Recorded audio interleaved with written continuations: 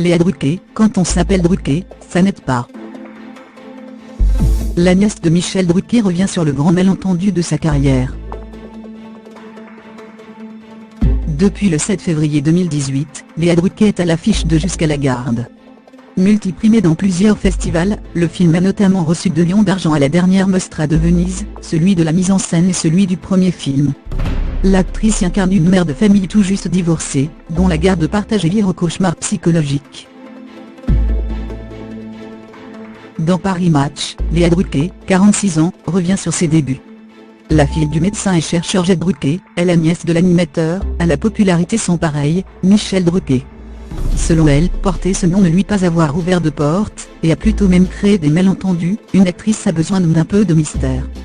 Et lorsqu'on s'appelle Druquet, ça n'est pas. On vous plaque un mode de vie, une enfance que nous n'avez pas forcément eue. Entre drame et comédie, je n'ai jamais vraiment réussi à trouver ma case. Le théâtre m'a permis de faire des choses très différentes, confie-t-elle dans le nouveau numéro de Paris Match, en kiosque ce jeudi 8 février. Cette question du nom, elle abordait déjà dans le dernier numéro d'Elle. Les débuts ont été compliqués. J'ai peu travaillé les 10 premières années, et j'ai même failli arrêter car je n'en vivais pas. Il y a eu cette confusion avec mon nom de famille, comme s'il m'avait ouvert des portes.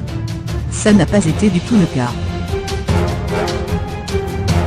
Et d'ailleurs, j'aurais détesté être retenu pour de fausses raisons. Mais aujourd'hui, tout va bien. Si bien que Léa, qui confie avoir adoré jouer dans la série Le Bureau des légendes, a décidé de s'accorder une pause maintenant que Jusqu'à la garde est sorti. Faire du théâtre avec Édouard Baird lui a donné envie de refaire de la danse et du chant. Elle aimerait aussi collaborer avec le génial Michel Faux.